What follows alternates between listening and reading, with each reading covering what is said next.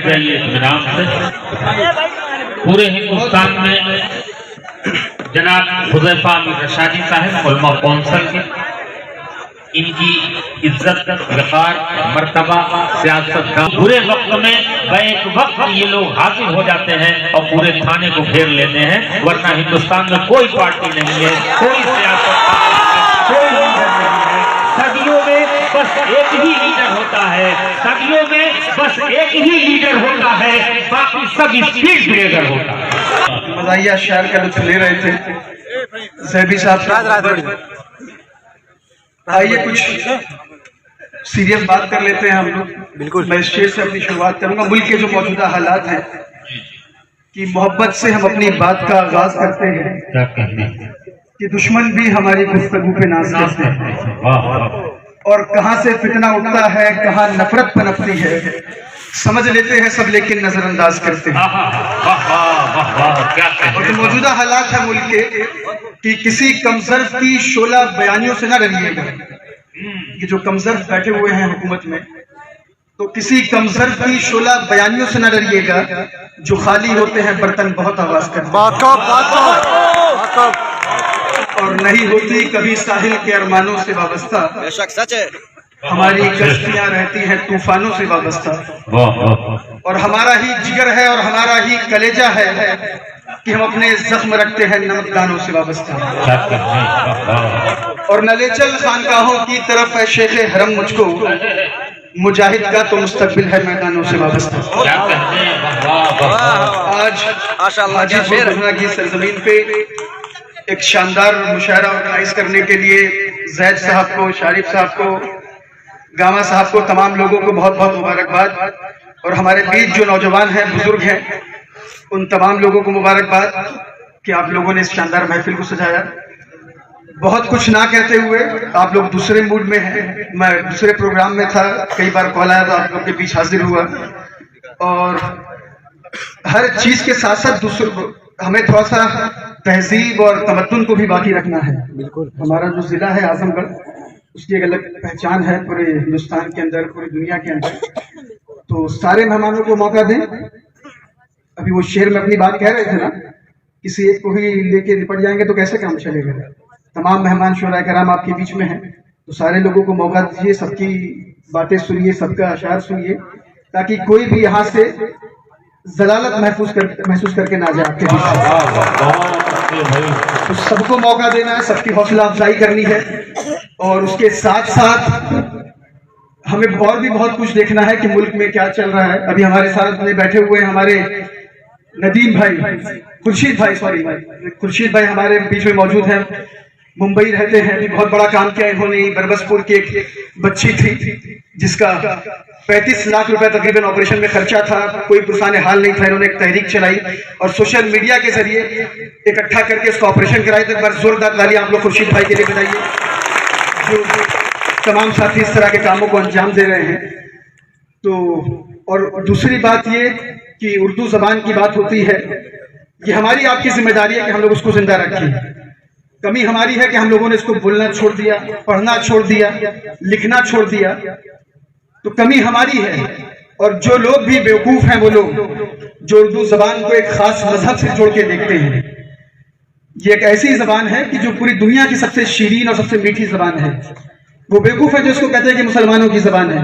आज आप देखिए कि आज भी अगर बॉलीवुड की हम बात करें तो बेस्ट डायलॉग जो बॉलीवुड के होते हैं वो उर्दू में होते हैं। आप अदालतों को देखिए उठा करके कि आज भी जब फैसले सुनाए जाते हैं, चाहे वो कोई भी कोर्ट हो, सुप्रीम कोर्ट हो, हाई कोर्ट हो, तो जब फैसले जज पढ़ता है तो वो उर्दू जबान में पढ़ता है। तो ये बेवकूफ लोग हैं जो इसको एक मजहब से जोड़ते हैं। तो कहीं ना कहीं हमारी भी जिम्मेदारी है कि हम उस जबान को पकड़ के रखें, अपने बच्चों को सिखाएं। मगर जमाना ऐसा है कि हम अपने बच्चों को अंग्रेजी पढ़ाने में गर्व महसूस करते हैं, फख्र महसूस करते हैं, मगर अपनी जबान को हम बहुत गिरा हुआ समझते हैं। तो जबान से कोई फर्क नहीं पड़ता। पूरी दुनिया में इंग्लिश बोलने वाले कितने परसेंट हैं, इसका इल्म है आप लोग को? बहुत कम परसेंट लोग हैं जो अंग्रेजी बोलते हैं। तो बिल्कुल अंग्रेजी भी पढ़ाइए, इंग्लिश भी पढ़ाइए, मगर उसके साथ साथ उर्दू जबान भी सिखाइए। हिंदी भी हम लोग पढ़ते हैं, हमारी मुल्क की मादरी जबान है, तो उसके साथ साथ उसको बचाना, उसको समेटना हमारी आपकी जिम्मेदारी है। तो बहुत कुछ ना कहते हुए एक दो अशार पढ़ के मैं आप लोग से इजाजत दूंगा कि जो मुल्क में एक नफरत भरा माहौल है इस वक्त, हमें आपस में लड़ाने की जो साजिशें हो रही हैं, उनको बताइए कि हवेली झोपड़ी सबका मुकद्दर फूट जाएगा अगर ये साथ हिंदू मुस्लिमों का छूट जाएगा। हवेली झोपड़ी सबका मुकद्दर फूट जाएगा अगर ये साथ हिंदू मुस्लिमों का छूट जाएगा। दुआ कीजिए कि हमें प्यार के रिश्ते रहे कायम, ये रिश्ता टूट जाएगा तो भारत टूट जाएगा, ये रिश्ता टूट जाएगा तो भारत टूट जाएगा। और वो लोग जो आज हिंदुस्तान में मुसलमानों से देशभक्ति का सर्टिफिकेट बांट रहे हैं और हमसे सवाल कर रहे हैं कि मुसलमानों ने इस मुल्क को क्या दिया, तो उनको बताइए कि हिंदुस्तान की आजादी की तहरीक में अगर किसी ने जान डाली तो वो हिंदुस्तानी मुसलमानों ने डाली। दिल्ली से लेकर के पेशावर तक हमारे उलमाए कराम की लाशें पेड़ों पर टंगी हुई थी, जिन लोगों ने बड़ी कुर्बानी दी।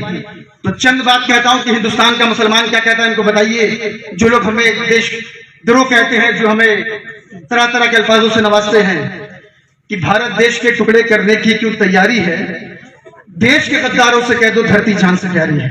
क्या कहता है हिंदुस्तान का मुसलमान? भारत देश के टुकड़े करने की क्यों तैयारी है, देश के गद्दारों से कह दो धरती जान से प्यारी है। और प्यार भरा है अपना सीना और त्रिशूल तुम्हारे हैं, ये रंग बिरंगे फूल हमारे और बबूल तुम्हारे हैं, ये रंग बिरंगे फूल हमारे और बबूल तुम्हारे हैं। और नफरत की जो शिक्षा देते वो स्कूल तुम्हारे हैं, और देश बेचकर धन अर्जित हो बस ये उसूल तुम्हारे हैं।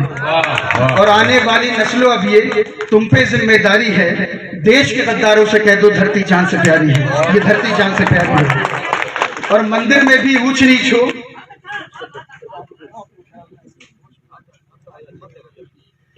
कि मंदिर में भी ऊंच नीच हो ये तो राम नहीं कहता, सती बना लो रूप कुंवर को ये घनश्याम नहीं कहता, और हिंदू धर्म से नफरत करना ये इस्लाम नहीं कहता। मंदिर में भी ऊंच नीच हो ये तो राम नहीं कहता, सती बना लो रूप कुंवर को ये घनश्याम नहीं कहता, और हिंदू धर्म से नफरत करना ये इस्लाम नहीं कहता, और मस्जिद की मीनारें तोड़ो कोई राम नहीं कहता, ये कोई राम नहीं कहता।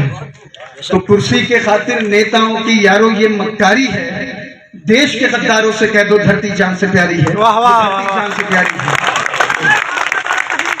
और एक दिन वो था जब दुनिया भर में सम्मान हमारा था। बहुत अच्छे। बस मैं खत्म कर रहा हूँ कि एक दिन वो था जब दुनिया भर में सम्मान हमारा था, गीता के श्लोक हमारे और कुरान हमारा था, बांग्लादेश हमारा था और पाकिस्तान हमारा था, दूध की नदियां बहती थी वो हिंदुस्तान हमारा था, वो हिंदुस्तान हमारा था। नफरत की दीवार गिरा दो ये आवाज हमारी है, देश के गद्दारों से कह दो धरती जान से प्यारी है, ये धरती जान से प्यारी है। बहुत बहुत शुक्रिया एक बार फिर उन तमाम लोगों का जिन लोगों ने मुझे बुलाया, शारिफ साहब, जैद साहब, और आप तमाम लोगों का कि इस भरी रात में इस शानदार महफिल को सजाने के लिए। और सबको मौका दीजिए, सबको सुनिए ताकि कोई भी आपके बीच से नाराज होकर ना जाए, एक मैसेज लेके जाए कि आजमगढ़ की सरजमीन पढ़े लिखे दानिशमंदों की सरजमीन है, इस तरह की कोई हुटिंग कमेंट ना हो जिससे लोगों को बुरा लगे। बहुत बहुत शुक्रिया। और आखिरी शेर कि हम आतिशे सुजा में भी हक बात कहेंगे, कुंदन की तरह दहर में ताबिंदा रहेंगे, और तारीख बताती है